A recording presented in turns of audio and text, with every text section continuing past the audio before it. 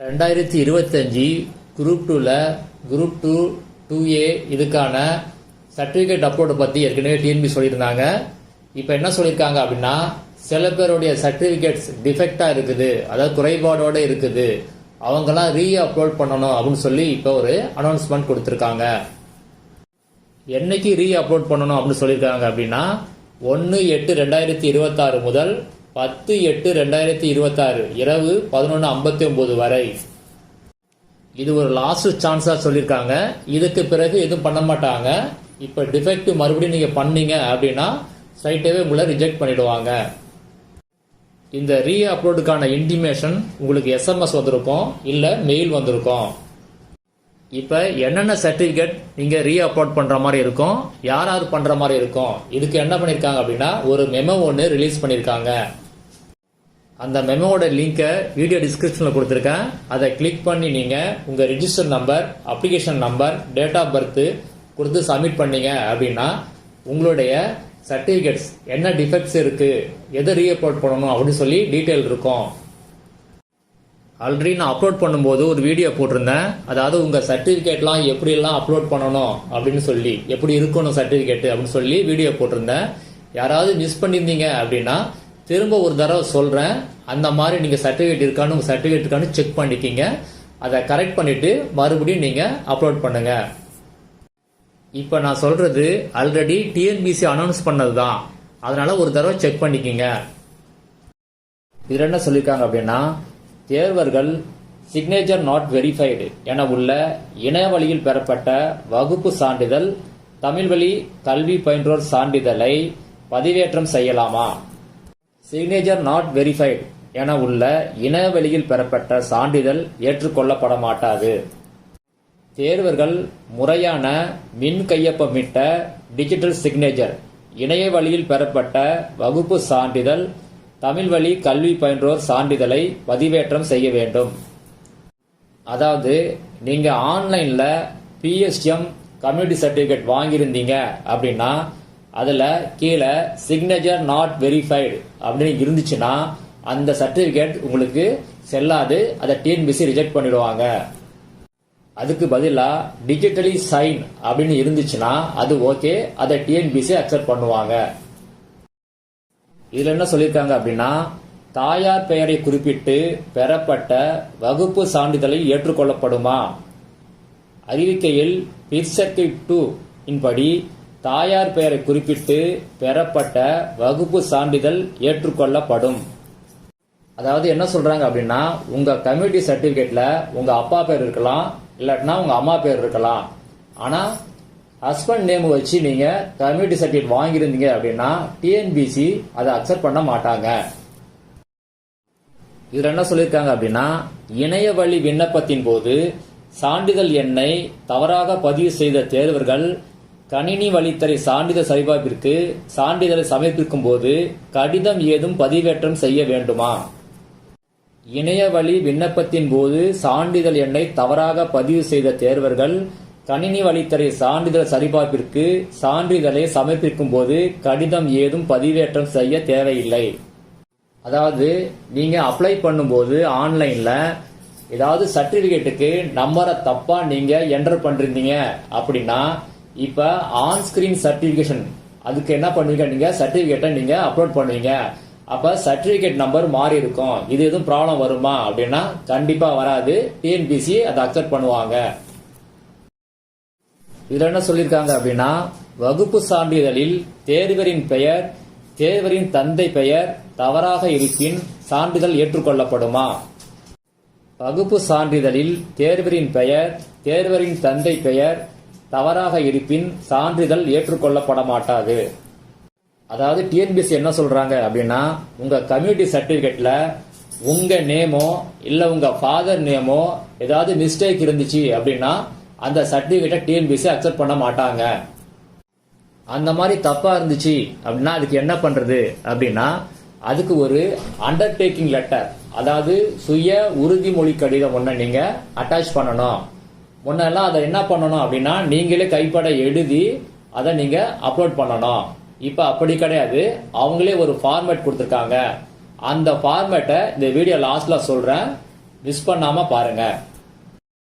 இதுல என்ன சொல்றாங்க அப்படின்னா, இணைய வழியில் பெறப்பட்ட வகுப்பு சான்றிதழ், தமிழ் வழி கல்வி பயின்றோர் சான்றிதழில் கையொப்பம் மற்றும் அலுவலக முத்திரை பெற வேண்டுமா? இணைய வழியில் பெறப்பட்ட வகுப்பு சான்றிதழ், தமிழ் வழி கல்வி பயின்றோர் சான்றிதழில் கையொப்பம் மற்றும் அலுவலக முத்திரை பெற தேவையில்லை. அதாவது நீங்க ஆன்லைன்ல PSTM சர்டிபிகேட், கம்யூனிட்டி சர்டிபிகேட் இது வாங்கியிருந்தீங்க அப்படின்னா அதுல ஆபீஸ் சீலோ சிக்னேச்சரோ தேவை கிடையாது. டிஜிட்டல் சைன் இருந்தா மட்டும் போதும். ஆனா அதே PSTMஓ கம்யூனிட்டி சர்டிபிகேட்டோ நீங்க நேர்ல போய் வாங்கியிருந்தீங்க அப்படின்னா அதுல கண்டிப்பா சைன் இருக்கணும், ஆபீஸில் கண்டிப்பா இருக்கணும். இதுல என்ன சொல்றாங்க அப்படின்னா, தேர்வர்கள் இணைய வழியில் பெறப்பட்ட தமிழ் வழியில் கல்வி பயின்றோர் சான்றிதழை பதிவேற்றம் செய்யலாமா? தேர்வர்கள் இணைய வழியில் பெறப்பட்ட தமிழ் வழியில் கல்வி பயின்றோர் சான்றிதழை பதிவேற்றம் செய்யலாம். அதாவது PSTM நீங்க ஆன்லைனை வாங்கியிருந்தீங்க அப்படின்னா அதை அப்லோட் பண்ணலாமா அப்படின்னா கண்டிப்பா அப்லோட் பண்ணலாம். ஆன்லைன் மட்டும் இல்ல, நீங்க நேரா வாங்கியிருந்தாலும் நீங்க PSTM நீங்க அப்லோட் பண்ணலாம். இதுல என்ன சொல்றாங்க அப்படின்னா, தேர்வர்கள் தாங்கள் படித்த பள்ளியின் பெயர் மாற்றம் செய்யப்பட்டிருப்பின், உதாரணமாக தொடக்கப்பள்ளி என்பது நடுநிலை பள்ளி என்று அப்படி இருந்துச்சுன்னா என்ன செய்ய வேண்டும்? தேர்வர்கள் பள்ளியின் பெயர் மாற்றம் தொடர்பாக பள்ளியின் தலைமை ஆசிரியரிடம் இருந்து கடிதம், சான்றிதழ் பெற்று தமிழ் வழி கல்வி பயின்றோர் சான்றிதழுடன் பதிவேற்றம் செய்ய வேண்டும். அதாவது PSTM சர்டிபிகேட் நீங்க வாங்கும்போது உங்க சில பேருக்கு இந்த இஷ்யூ வர வாய்ப்பு இருக்குது. ஏன்னா நீங்க படிக்கும்போது தொடக்க பள்ளின்னு இருந்திருக்கும், அதுக்கு பிறகு நடுநிலை பள்ளின்னு மாறி இருக்கும். அதே மாதிரி பஞ்சாயத்து, டவுன் பஞ்சாயத்து இந்த மாதிரி ஸ்கூல்ல நேம் சேஞ்ச் ஆயிருக்கலாம். அதனால இப்ப என்ன இருக்கு, அதாவது நீங்க படிக்கும்போது வேறையும் இப்பயும் மாறி இருந்துச்சு அப்படின்னா அதுக்கு ஒரு சர்டிபிகேட் நீங்க உங்க இப்ப உள்ள ஸ்கூல் ஹெட்மாஸ்டர் வாங்கி PSTM சர்டிபிகேட்டோட நீங்க அதை அட்டாச் பண்ணி அப்லோட் பண்ணணும். முன்னெல்லாம் டைரக்டா நீங்க ஹெட்மாஸ்டர்ட்ட வாங்கி கொண்டு வரலாம். இப்ப TNPSC அதுக்கு ஒரு ஃபார்மேட் கொடுத்திருக்காங்க. அந்த ஃபார்மேட் கொண்டு போங்க. அதுல உங்க ஹெட்மாஸ்டர்ட்ட இந்த மாதிரி ஸ்கூல் நேம் மாறி இருக்கு அப்படின்னு சொல்லி அதை சீலு சைன் எல்லாம் வாங்கி PSTM சர்டிபிகேட்டோட நீங்க அப்லோட் பண்ணணும். அந்த ஃபார்மேட் பத்தி இந்த வீடியோ லாஸ்ட்ல சொல்றேன், மிஸ் பண்ணாம பாருங்க. இதுல என்ன சொல்றாங்க அப்படின்னா, தேர்வர்கள் இணைய வழியில் பெறப்படாத வகுப்பு சான்றிதழை பதிவேற்றம் செய்யலாமா? தேர்வர்கள் இணைய வழியில் பெறப்படாத வகுப்பு சான்றிதழை பதிவேற்றம் செய்யலாம். அதாவது என்ன சொல்றாங்க அப்படின்னா, உங்க கம்யூனிட்டி சர்டிபிகேட், பர்மனன்ட் கார்டு சில பேர் வச்சிருப்பீங்க. அந்த பர்மனன்ட் கார்டை நீங்க அப்லோட் பண்ணலாமா அப்படின்னா கண்டிப்பா அப்லோட் பண்ணலாம். TNPSC அக்செப்ட் பண்ணுவாங்க. இது என்ன சொல்றாங்க அப்படின்னா, தேர்வர்கள் இணைய வழி விண்ணப்பத்தில் தெரிவித்த பெயருக்கும் 10ஆம் வகுப்பு சான்றிதழ், 12ஆம் வகுப்பு சான்றிதழ், பட்டயம், பட்டப்படிப்பு சான்றிதழில் உள்ள பெயருக்கும் எழுத்து பிழை, பெயரில் எழுத்துக்களுக்கிடையே இடைவெளி, ஸ்பேசிங், தலைப்பெழுத்து இனிஷியல் ஆகியவற்றில் ஏதேனும் வேறுபாடு இருந்தால் அதற்குரிய விளக்கத்தினை ஒரு உறுதிமொழியாக அண்டர்டேக்கிங் கணினி வழித்தறை சான்றிதழ் சரிபார்ப்பிற்கு பதிவேற்றம் செய்ய வேண்டும். அதாவது உங்க 10th மார்க் ஷீட்லயோ இல்ல 12th மார்க் ஷீட்லயோ இல்ல டிப்ளமா சர்டிபிகேட்லயோ இல்ல டிகிரி சர்டிபிகேட்லயோ உங்க நேம்ல ஏதாவது ஸ்பெல்லிங் மிஸ்டேக் இருந்துச்சு, அதே மாதிரி உங்க இனிஷியல்ல எதுவும் தப்பா இருந்துச்சு, அப்புறம் உங்க நேமுக்கு இடையில ஸ்பேஸ் இருந்துச்சு இல்லாம இருந்துச்சு, இது மாறி மாறி இருக்கும் சில பேர். அதாவது இப்ப சிவகுமார்னா சிவா குமார் கேப் இருக்கும், சில சர்டிபிகேட்ல கேப் இல்லாம இருக்கும். இந்த மாதிரி ப்ராப்ளம் இருந்துச்சு அப்படின்னா அதுக்கு TNPSC என்ன சொல்றாங்க அப்படின்னா, ஒரு அண்டர்டேக்கிங் லெட்டர் நீங்க கொடுக்கணும். அதாவது இந்த சர்டிபிகேட்டோட அண்டர்டேக்கிங் லெட்டரை நீங்க அப்லோட் பண்ணணும் அப்படின்னு சொல்றாங்க. இதுக்கு முன்னால என்ன பண்ணிருந்தாங்க அப்படின்னா, அதை நீங்களே எழுதி உங்க பேர் இப்படி இருக்கணும், அதுக்கு பதிலாக இப்படி இருக்கு அப்படின்னு சொல்லி நீங்களே ஒரு உறுதிமொழி கடிதம் கொடுக்கணும். இப்ப என்ன பண்ணிருக்காங்க அப்படின்னா, அதுக்குன்னு ஒரு ஃபார்மேட் கொடுத்திருக்காங்க. அந்த ஃபார்மேட்ல நீங்க அதை ஃபில்அப் பண்ணி சைன் போட்டு சர்டிபிகேட்டோட நீங்க அப்லோட் பண்ணணும். அந்த ஃபார்மேட்டை வீடியோ லாஸ்ட்ல சொல்றேன், மிஸ் பண்ணாம பாருங்க. இதுல என்ன சொல்றாங்க அப்படின்னா, தேர்வர்கள் 10ஆம் வகுப்பு சான்றிதழ், 12ஆம் வகுப்பு சான்றிதழ், பட்டயம், பட்டப்படிப்பு சான்றிதழை பெற்ற பின் பெயர் மாற்றம் செய்து இருந்தால் கணினி வழித்துறை சான்றிதழ் சரிபார்ப்பிற்கு அரசிதழில் வெளியான அறிவிக்கை, அதாவது கவர்மெண்ட் கெசட் அல்லது உரிய நீதிமன்ற ஆணையை பதிவேற்றம் செய்ய வேண்டும். அதாவது நீங்க படிக்கும்போது இருந்த பேரை அதுக்கு பிறகு நீங்க மாத்தி இருந்தீங்க அப்படின்னா இப்ப என்ன பண்றது அப்படின்னா, கவர்மெண்ட் கெசட்ல உங்க பேரை மாத்திருப்பீங்க இல்லைங்களா, அந்த கவர்மெண்ட் கெசட் காப்பியை நீங்க சர்டிபிகேட்டோட இப்ப நீங்க அப்லோட் பண்ணணும், அல்லது கோர்ட் ஆர்டர் காப்பி இருந்துச்சுன்னா அதை அப்லோட் பண்ணணும். இதை பத்தி டீட்டெயிலா வீடியோ லாஸ்ட்ல சொல்றேன், மிஸ் பண்ணாம பாருங்க. இதுல என்ன சொல்றாங்க அப்படின்னா, மாற்றுத்திறனாளி சான்றிதழை பழைய படிவம் 4இல் கணினி வழித்துறை சான்றிதழ் சரிபார்ப்பிற்கு பதிவேற்றம் செய்தால் ஏற்றுக்கொள்ளப்படுமா? மாற்றுத்திறனாளி சான்றிதழை பழைய படிவம் 4இல் கணினி வழித்துறை சான்றிதழ் சரிபார்ப்பிற்கு பதிவேற்றம் செய்தால் ஏற்றுக்கொள்ளப்பட மாட்டாது. தேர்வர்கள் மாற்றுத்திறனாளி சான்றிதழை அறிவிக்கையின் பிற்சேர்க்கை 2இல் உள்ள உரிய படிவத்தில் பதிவேற்றம் செய்ய வேண்டும். அதாவது டிஎன்பிசி என்ன சொல்றாங்க அப்படின்னா, பிடபிள்யூடி கேண்டிடேட் ஃபார்ம் நம்பர் 4, இது டிஎன்பிசி உடைய பழைய ஃபார்ம். இந்த ஃபார்மை ஃபில்அப் பண்ணி நீங்க அப்லோட் பண்ணீங்க அப்படின்னா உங்க பிடபிள்யூடி சர்டிபிகேட்டை டிஎன்பிசி அக்செப்ட் பண்ண மாட்டாங்க. நோட்டிபிகேஷன் அனெக்சர் 2ல ஃபார்ம் நம்பர் 5, 6, 7 இருக்கு. இந்த 3 ஃபார்ம்ல உங்க போர்டு எந்த ஃபார்ம்ல ஃபில்அப் பண்ணி கொடுக்குறாங்களோ அந்த ஃபார்மை தான் நீங்க அப்லோட் பண்ணணும். அதை தான் டிஎன்பிசி அக்செப்ட் பண்ணுவாங்க. இதுல என்ன சொல்றாங்க அப்படின்னா, இணைய வழியில் பெறப்படாத தமிழ் வழியில் கல்வி பயின்றோர் சான்றிதழில் சான்றிதழ் வழங்கிய அலுவலரின் அலைபேசி எண் கட்டாயம் குறிப்பிடப்பட வேண்டுமா? இணைய வழியில் பெறப்படாத தமிழ் வழியில் கல்வி பயின்றோர் சான்றிதழில் சான்றிதழ் வழங்கிய அலுவலரின் அலைபேசி எண் கட்டாயம் குறிப்பிட வேண்டிய அவசியம் இல்லை. அதாவது நீங்க பிஎஸ்டிஎம் சர்டிபிகேட்டை நேரா வாங்கியிருந்தீங்க அப்படின்னா அதுல அவங்க சைன் இருக்கணும். அதாவது யாரு கொடுத்தாங்களோ அவங்க சைன் சீல் கண்டிப்பா இருக்கணும். சில பேர் போன் நம்பரை எழுதுவாங்க, அந்த போன் நம்பர் வேணுமா அப்படின்னா டிஎன்பிசி அது கட்டாயம் இல்ல, அந்த போன் நம்பர் இல்லைன்னா பரவாயில்ல அப்படின்னு சொல்றாங்க. இதுல என்ன சொல்றாங்க அப்படின்னா, ஆதரவற்ற விதவை என உரிமை கோரும் தேர்வர்கள் சான்றிதழை உரிய படிவத்தில் பதிவேற்றம் செய்ய வேண்டும். தேர்வர்கள் சான்றிதழில் தங்கள் பெயர், கணவர் பெயர், கணவர் இறந்த நாள், தற்போதைய மாத வருமானம் ஆகியவை சரியாக இருப்பதை உறுதி செய்ய வேண்டும். மேலும் சான்றிதழை அறிவிக்கையின் பிற்சேர்க்கை 2இல் குறிப்பிட்டவாறு உரிய அலுவலரிடம் பெற்று இருப்பதை உறுதி செய்ய வேண்டும். இணைய வழியில் பெறப்படாத சான்றிதழில் அலுவலக முத்திரை மற்றும் நாள் இருப்பதை உறுதி செய்து கொள்ள வேண்டும். அறிவிக்கை தேதிக்கு முன்னர் அல்லது பின்னர் பெறப்பட்ட சான்றிதழ் ஏற்றுக்கொள்ளப்படும். அதாவது என்ன சொல்றாங்க அப்படின்னா, முதல் பாயிண்டா என்ன சொல்றாங்க அப்படின்னா, உரிய படிவம், அதாவது டிஎன்பிசி என்ன ஃபார்மேட் கொடுத்திருக்காங்களோ அனெக்சர்ல கொடுத்திருக்காங்களோ அந்த ஃபார்மேட் தான் நீங்க யூஸ் பண்ணணும். அதை நீங்க கொண்டு போய் அதுல தான் நீங்க இந்த சர்டிபிகேட்டை வாங்கிட்டு வரணும். ஏன்னா நீங்க அங்க போனீங்கன்னா அவங்க ஒரு ஃபார்மேட் வச்சிருப்பாங்க, அதுல தான் ஃபில்அப் பண்ணி தருவாங்க. ஆனா டிஎன்பிசி கண்டிப்பா அதை அக்செப்ட் பண்ண மாட்டாங்க. அதனால நீங்க இந்த ஃபார்மேட்டை பிரிண்ட் எடுத்து கொண்டு போய் இதுல வாங்கிட்டு வாங்க. அடுத்தது மெயினா என்ன சொல்லியிருக்காங்க இன்னொன்னு அப்படின்னா, அதுல யாரு சைன் பண்ணுமோ அவங்க சைன் பண்ணிருக்கணும், அவங்க ஆபீஸ் சீல் இருக்கணும், டேட்டு கண்டிப்பா இருக்கணும். இந்த சர்டிபிகேட் எப்ப வாங்கியிருக்கணும் அப்படின்னா, நோட்டிபிகேஷனுக்கு முன்னாடியும் வாங்கியிருக்கலாம், இல்ல அதுக்கு பிறகும் நீங்க வாங்கியிருக்கலாம்.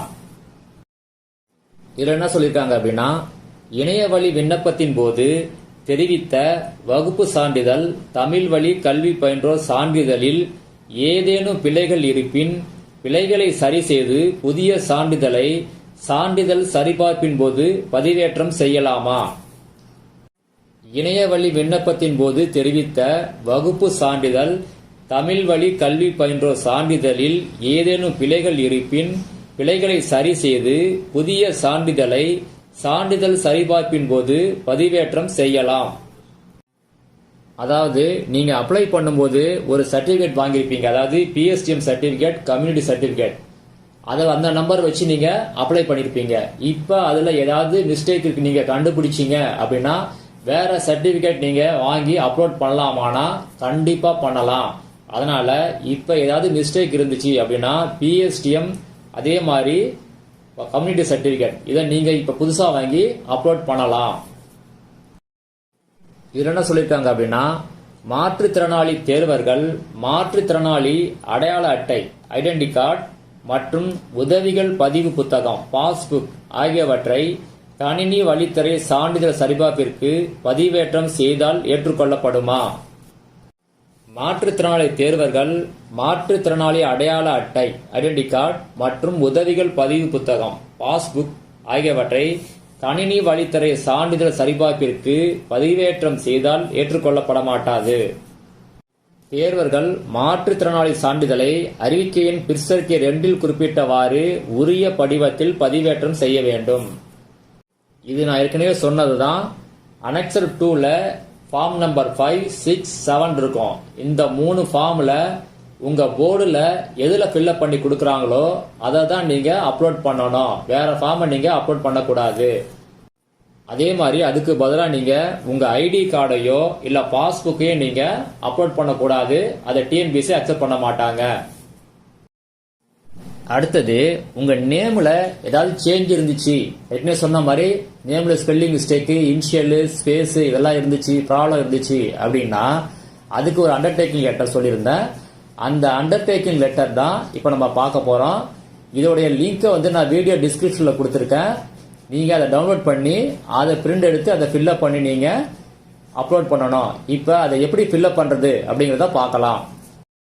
Undertaking for spelling mistake in the name, mistake in the initial of the candidate in the certificate.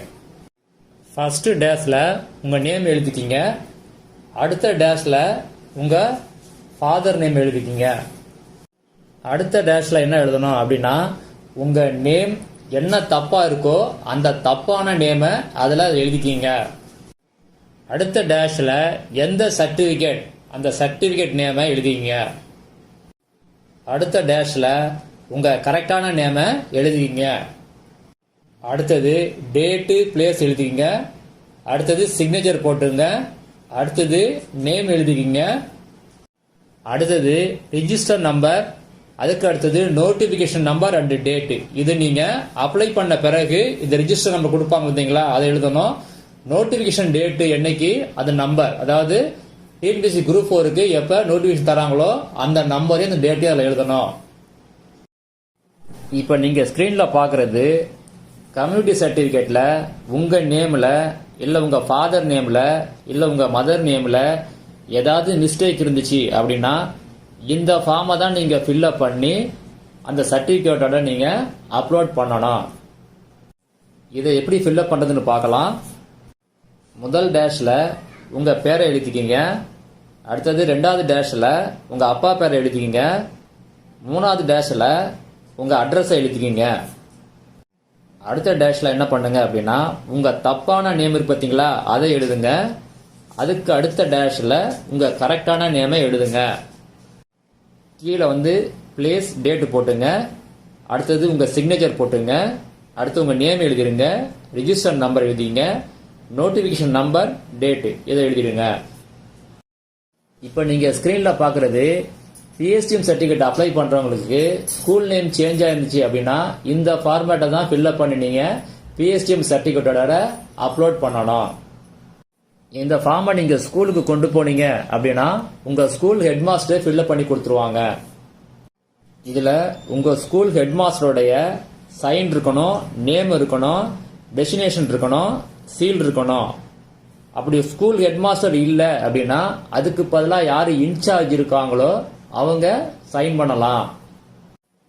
சில டைம் என்ன பண்ணுவாங்க, ஏஹெச்எம் இருப்பாங்க, அவங்க இன்சார்ஜா இருப்பாங்க, அப்ப ஃபார் போட்டு அவங்க சைன் பண்ணலாம். அது மட்டும் இல்லாம இதுல ஸ்கூலோட சீலும் கண்டிப்பா இருக்கணும். அடுத்தது உங்க நேம் சேஞ்சா இருந்துச்சு அப்படின்னா கெசட் காப்பியை எப்படி அட்டாச் பண்றது அப்படிங்கறத பார்க்கலாம். இந்த கெசட்ல உங்கள் நேம் எங்கே சேஞ்ச் ஆகிருக்குதோ அதை ஹைலைட் பண்ணி நீங்கள் அப்லோட் பண்ணும்போது அப்லோட் பண்ணணும்.